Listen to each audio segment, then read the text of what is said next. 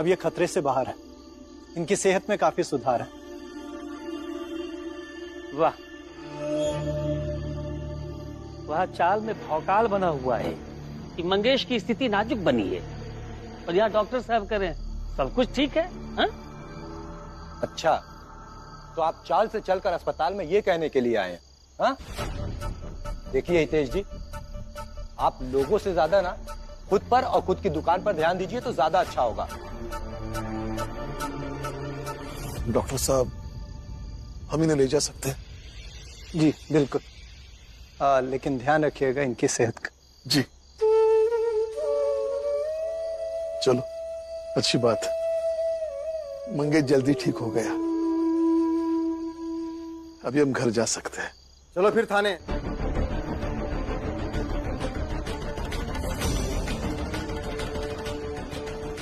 लेकिन दरोगा साहब, मंगेश ने कौन सा अपराध किया कि वो थाने जाएगा? फरार अपराधी है ये, थाने तो ले जाना पड़ेगा।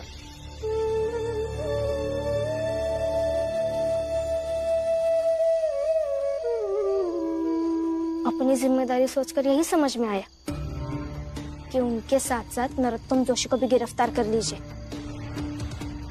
हाँ, और मेरे सेठ को भी। अरे ऐसे कैसे?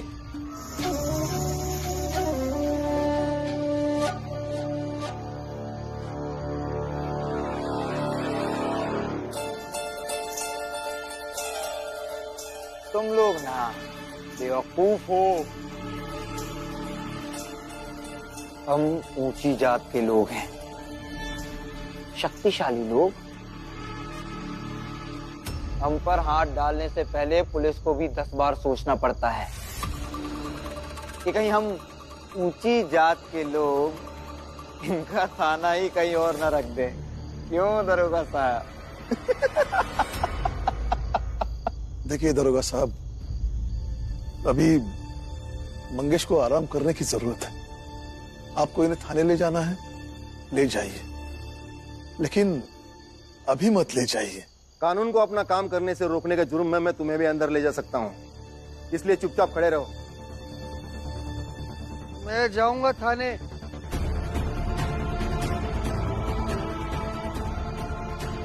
मंगेश,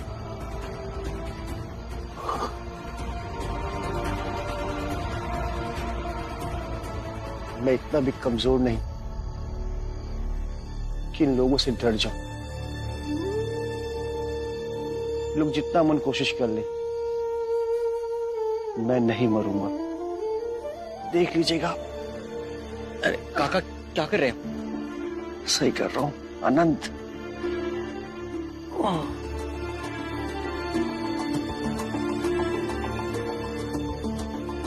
बस रुको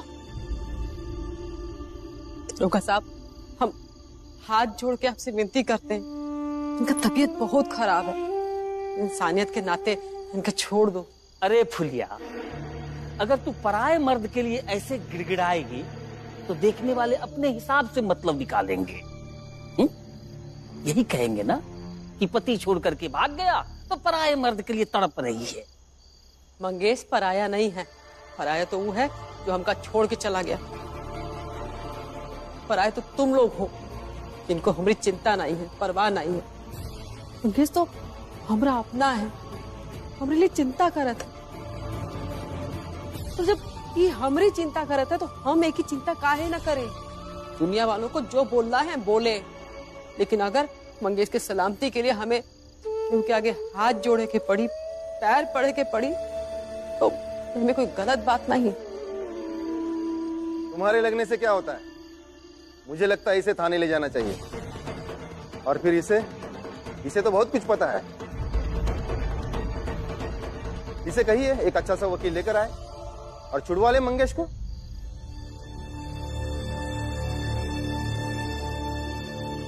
ले जाइए आप इन्हें।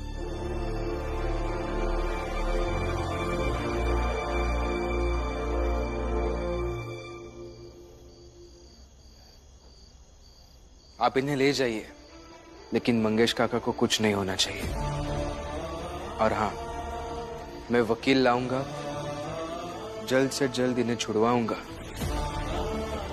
और जो दोषी है उन्हें सजा भी दिलवाऊंगा।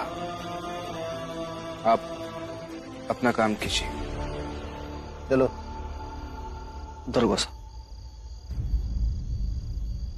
भीम, मुझे कानून से ज्यादा तुम पर भरोसा है। मुझे पता है तुम मुझे जरूर छुड़वाओगे। चलिए दरोगा साहब।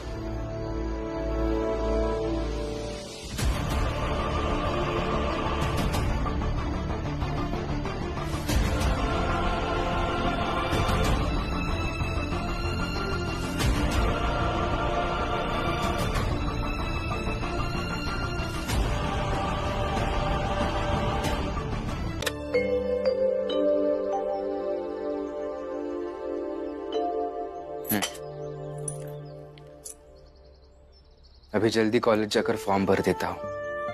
तुम मुझे बाहर ही मिलना। बाहर क्यों? फिर से कुछ समझाना है? नहीं, काला खट्टा खाते हैं।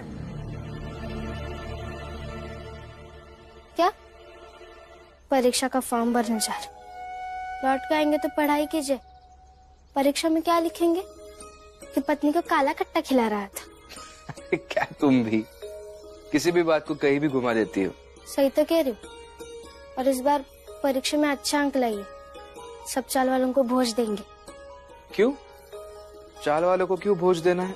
इसीलिए क्योंकि सब चाल वालों को आपकी पढ़ाई से ईर्ष्या होती है। उनको भोज दे के मैं अपनी खुशी मनाऊंगी। जिनको जल जल के रहना है वो रहे, मैं तो अपने पति के पढ़ाई की खुशी मनाऊंगी। ठीक है।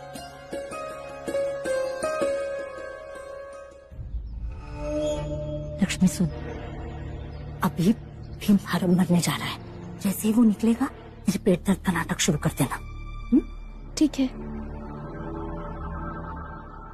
हो जा शुरू। भाभी, आनंद, क्या हुआ? सब ठीक हो जाएगा। आनंद भाई, क्या हुआ? क्या हुआ? पेट दर्द दे रहा है, इसको बहुत तेज दर्द दे रहा है। इसे अस्पताल ले चलो। हाँ, लेकिन मैं अभी जाकर तांगा लेके आता हूँ। हाँ, जल्दी ले आओ। रुको भीम, इतनी जल्दी क्या है अस्पताल जाने की? मैं इसे यहीं देखती हूँ। घर के दौरान होता है कभी कभी ऐसा। यहाँ दर्द कर रहा है।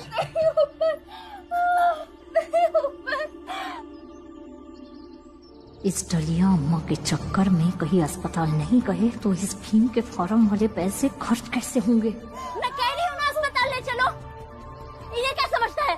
मेरे मायके में एक औरत को ऐसे ही दर्द हो रहा था, घर में इलाज करने गए और बच्चा पेट में। लाता हूँ। जल्दी ले चलो। तांगा लाता हूँ। जल्दी लाओ। कुछ नहीं होगा लक्ष्मी, सब ठीक हो जाएगा।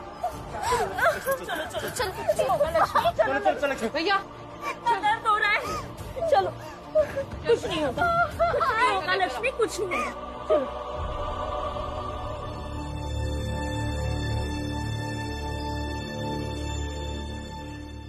आज फॉर्म भरने की आखिरी तारीख है, लेकिन भीमराव अभी तक फॉर्म भरने के वास्ते नहीं आया।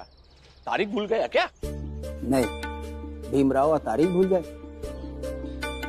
पढ़ाई की कोई चीज वो भूल जाए, ऐसा हो नहीं सकता। लीजिए, आप चाय लीजिए। वो तो ठीक है, लेकिन कहीं उसके पास पैसे ना हो। चलो हम दोनों चल के उसके फॉर्म के पैसे भर के आते। लेकिन फॉर्म भरने के लिए तो भीमराव का होना जरूरी है ना। उसके बिना फॉर्म पर हस्ताक्षर कौन करेगा? वैसे अभी पूरा दिन बाकी है, इंतजार करते हैं, आ जाएगा वो। ठीक है। अचानक से दर्द शुरू हो गया था डॉक्टर साहब।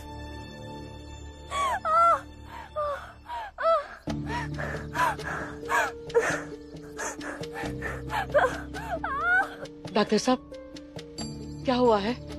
दर्द का सही कारण तो समझ में नहीं आ रहा है, पर गर्भावस्था के दौरान अक्सर ऐसे दर्द हो जाते हैं, और अगर महिला कमजोर हो तो भी ऐसे हालात बन जाते हैं।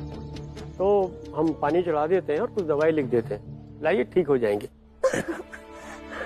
लेकिन डॉक्टर साहब, खर्चा कितना आएगा? कुल मिला के 1.5 रुपया तो खर्च हो ही जाएगा। 1.5 रुपया?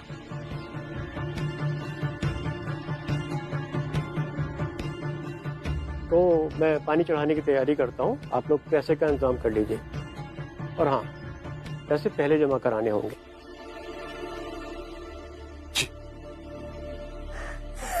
बस बस बस, आई साहब आ रही। आई घर चलिए ना, दर्द से मर थोड़ी ना जाऊंगी। अब इतने पैसे कहाँ हैं हमारे पास? ऐसा मत बोलो लक्ष्मी। लक्ष्मी दीदी, अब इसकी चिंता मत कीजिए, आप आराम कीजिए, पैसों का इंतजाम हो जाएगा। चल आनंद, पैसों का इंतजाम करते हैं। बाबा, पैसे हैं मेरे पास, इलाज शुरू करते हैं। ये पैसे तुम्हारे फॉर्म के पैसे हैं, कॉलेज जाकर फॉर्म भरो, आज आखिरी दिन है। क्या कह रहे हैं बाबा? भाभी को इस हालत में छोड़कर फॉर्म भरने कैसे जा सकता हूं मैं? चिंता मत कीजिए, अभी के लिए पैसे हैं। भीम, अभी मैं और आनंद पैसों की व्यवस्था करके आते हैं।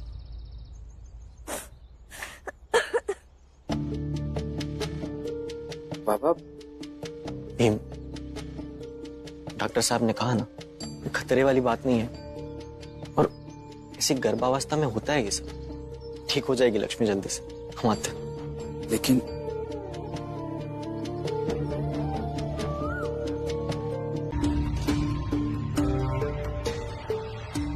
ये वो भीम ने अपने फार्म के पैसे दे दिए, कह रहा था बाबा पैसे लाएंगे तो उससे फार्म भर लेगा। आपका इंतजार कर रहा है, बाहर खड़ा है।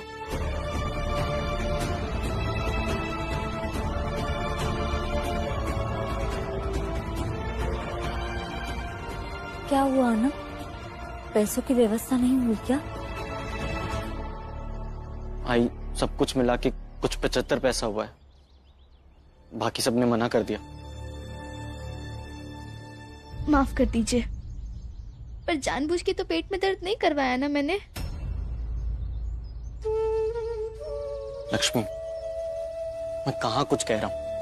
नहीं, लेकिन आपके मन में तो यही चल रहा होगा ना कि मेरे इलाज के चक्कर में आपके भाई के फार्म के पैसे खर्च हो गए। लक्ष्मी, तुम आराम करो, ऐसा कुछ नहीं है, और जल्दी से ठीक हो जाओ। हाँ लक्ष्मी, ऐसा मत सोचो बेटा। बाबा, भाभी का इलाज शुरू करना अभी जरूरी था, और इन पैसों को खर्च करने का सही समय अभी है। लेकिन अब क्या करें, आज फॉर्म भरने का आखिरी दिन है और हमारे पास पैसे भी नहीं है। समझ में नहीं आ रहा है क्या करूं, कैसे करूं। तो क्या कर सकते हैं बाबा, नहीं भरेंगे फॉर्म, अगली बार दूंगा परीक्षा। दिमाग खराब हो गया तुम्हारा? पूरा साल बेकार चला जाएगा। पढ़ाई बीच में रुकना सही बात नहीं है, गलत है। बाबा, वैसे तो जीवन में कई सारी बातें गलत होती है, लेकिन हम उन्हें सही बनाते हैं ना, ये भी हो जाएगा। नहीं, अब फार्म भरेंगे। देखो, मेरे पास एक दो गहने हैं, उसे गिरवी रखकर आप फार्म भरेंगे। कुछ भी मत बोलो, गहने नहीं आपको गिरे। मेरी कसम, अब फार्म भरेंगे। आप यही रुके, मैं अभी आती हूँ। क्या कर रमा?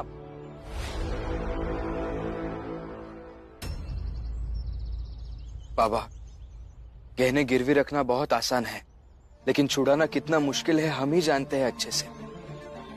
अभी अभी मंजुला दीदी के गहनों को लेकर कितनी परेशानियां हुई है। ये अभी तो चली गई मुझे कसम देकर, अभी नहीं रुकेगी। आप जाके रोकिए ना। नहीं भीम, मेरे रोकने से वो नहीं रुकेगी। कोशिश तो करके देखिए। भीम, तुम्हारी आई भीमा बाई जब जिंदा थी तो ऐसे कई मौकों पर मैंने उसे रोकने की कोशिश की, लेकिन वो रुकी नहीं। ये भी नहीं रुकेगी।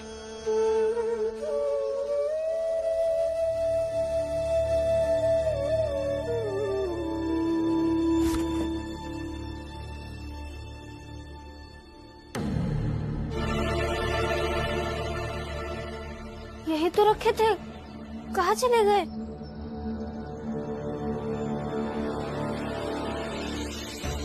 जो गहने वहाँ है ही नहीं, कैसे मिलेंगे रमा?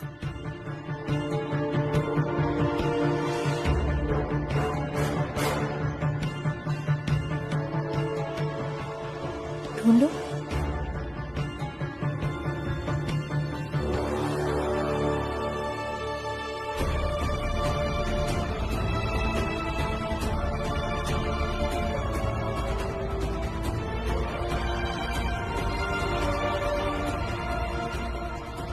कहाँ रख दिए मैंने गहने? लेकिन जितना मुझे याद है, मैंने तो इस संदूक में ही रखे थे। भीम, भीम,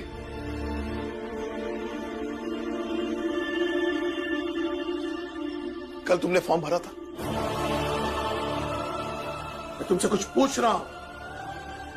कल तुमने फॉर्म भरा था? नहीं बाबा।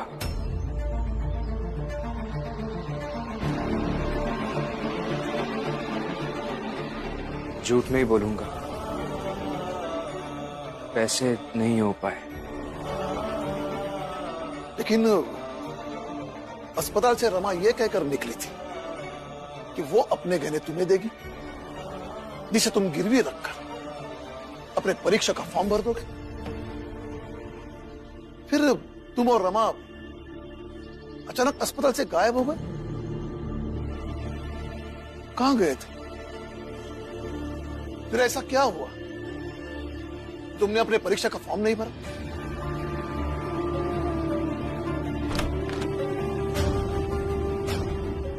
रमा के गहने क्यों छुपाए आपने? क्योंकि मैं नहीं चाहती थी कि तुम अपना फार्म किसी भी हालत में भर सको।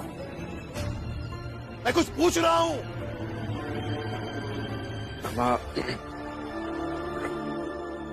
रमा के गहने मिल नहीं रहे थे। गहने नहीं मिले?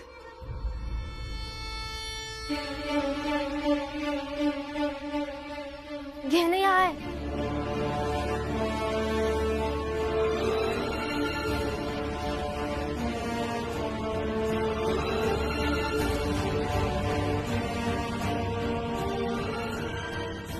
लेकिन भीम तो कह रहा है कि गहने नहीं मिले। वो कल नहीं मिल रहे थे और आज ढूंढे तो मिल गए।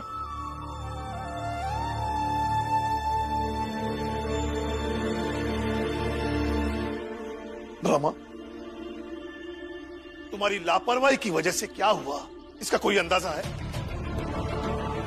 भीम अपने परीक्षा का फॉर्म नहीं भर पाया।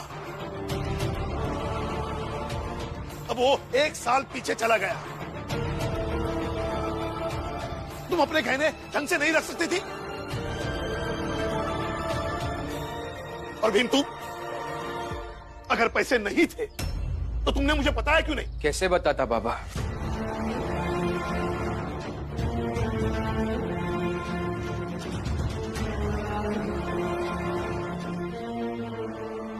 लक्ष्मी भाभी अस्पताल में थी। आप और आनंद भैया चाल वालों से उधार मांग चुके थे। हम सब परेशान थे और ऐसे में मैं आकर आपको ये सब बताता तो मेरे परेशानियों से ज्यादा जरूरी है तुम्हारा पढ़ते रहना। बाबा, समझ क्यों नहीं रहे हो? गुस्सा मत कीजिए बाबा। समझ सकता हूं मैं, लेकिन आप गुस्सा मत कीजिए। मैं समझ सकता हूं मेरी पढ़ाई पीछे छूट गई है, लेकिन आप परेशान थे, मैं भी परेशान था। हो जाएगा, सब ठीक हो जाएगा। आप इस तरह से गुस्सा मत कीजिए। देखो बेटा, तुम्हारे पढ़ाई से बढ़कर मेरे लिए कुछ नहीं है। जानता हूं बाबा। तो तुम समझते क्यों नहीं? बाबा, मैं जानता भी हूं और समझता भी हूं। मेरी पढ़ाई से बढ़कर आपके लिए कुछ नहीं है, लेकिन समय के साथ वाली लड़ाई को हर बार हम जीत तो नहीं सकते हैं ना। इस बार हम हार गए बाबा।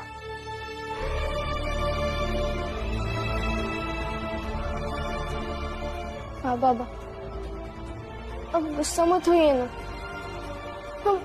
हम अगली बार और मजबूती से लड़ेंगे। अगली बार मतलब अगले साल।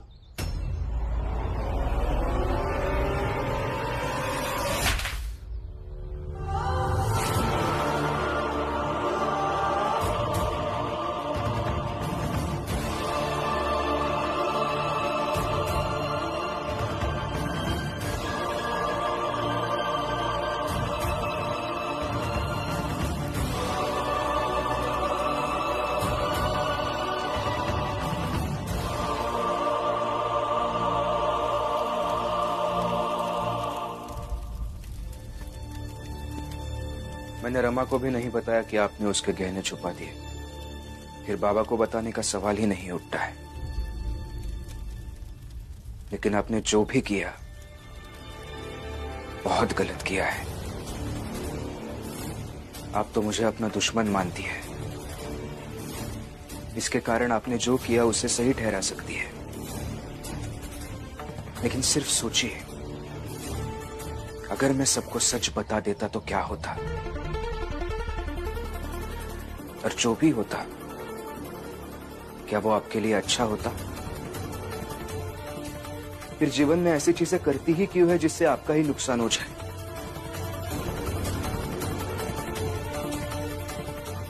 आपको मुझसे दुश्मनी निभानी है, निभाइए, लेकिन खुद का नुकसान मत कीजिए, न ही मेरे बाबा का और न ही रमा के साथ वाले आपके सास बहू के रिश्ते का।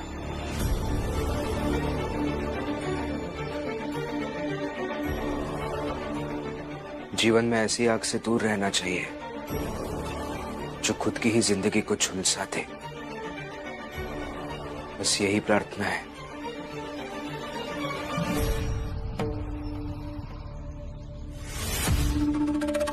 अम्मा, हम सुने हैं कि पास के मंदिर में प्रसाद चढ़ाए से मन्नत पूरी हुई जात है। हम तो मंगेश के लिए खाना लेके पुलिस थाने जा रहे हैं। पैसा रख लो, हमारी तरफ से मंदिर में प्रसाद चढ़ा देना कि मंगेश छूट जाए। हाँ फुलिया, मैं चली जाऊंगी मंदिर। तू चिंता ना कर, मंगेश जल्दी लौट आएगा। रे फुलिया, अगर मंदिर में प्रसाद चढ़ाने से कोई छूट जाता तो हर अपराधी अपराध करने के बाद केवल प्रसाद ही चढ़ाते रहता, तो फिर ये थाना, पुलिस और वकील की आवश्यकता नहीं पड़ती फुलिया।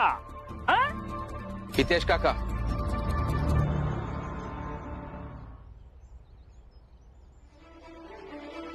प्रसाद चढ़ाना ये एक भावना है और हर किसी की भावना अपनी जगह सही होती है। और मंगेश काका ने कोई अपराध नहीं किया है, मुजरिम नहीं है वो कि कभी रिहाई नहीं हो पाएंगे। हम चलते हैं अम्मा।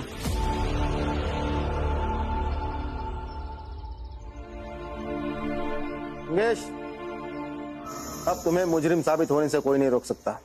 अंदाजा भी है तुम्हारे खिलाफ और नरोत्तम जोशी के पक्ष में कौन वकील केस लड़ रहा है? दरोगा साहब, वो बहुत बड़े वकील होंगे, वो जो चाहे कर सकते हैं। इसका मतलब तो यही हुआ ना, वो मुझे दोषी साबित कर देंगे और जेल में डाल देंगे। अब अपनी गलती समझ आ रही है? हा? नहीं दरोगा साहब,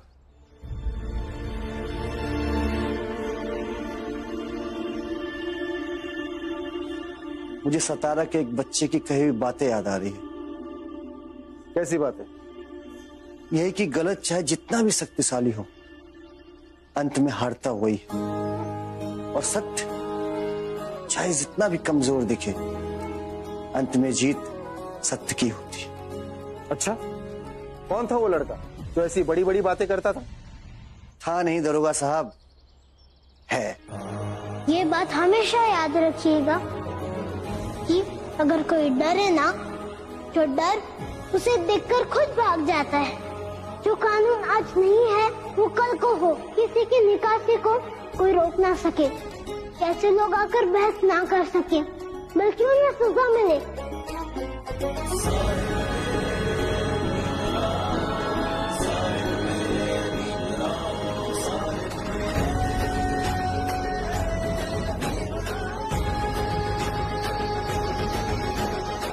और उसका नाम है भीमराव अंबेडकर।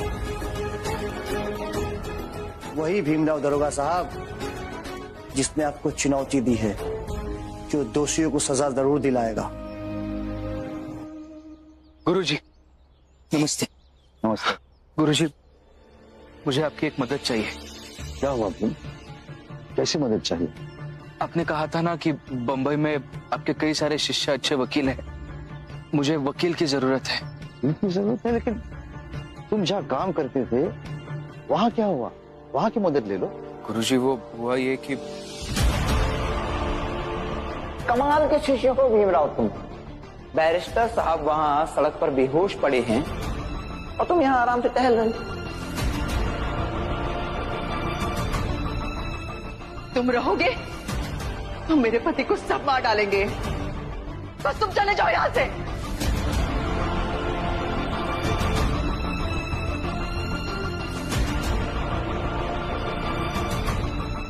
आज के बाद भीम आपके साथ काम नहीं करेगा। लेकिन नहीं करूंगा।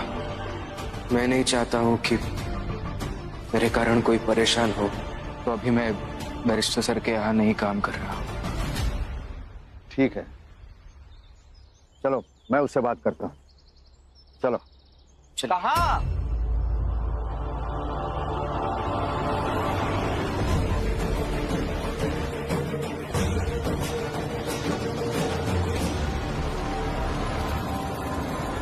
प्रणाम गुरुजी। कहाँ भीमराव, कहाँ चले? कहीं बैरिस्टर सोहम पेडकर के पास तो नहीं जा रहे आप लोग? बंबई में नहीं है अभी वो। और अगर उनके अलावा किसी और वकील के पास जाने का मन है तो उसे ये अवश्य बताइएगा कि उसका सामना कोर्ट में बैरिस्टर अनिकेत देशमुख से होने वाला है। क्या हुआ? हाँ? चलता हूँ। प्रणाम गुरुजी।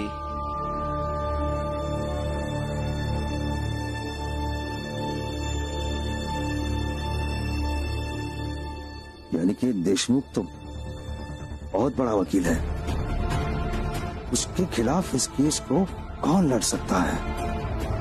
गुरुजी, हम जिन तक पहुंच सकते हैं वहां चलते हैं ना।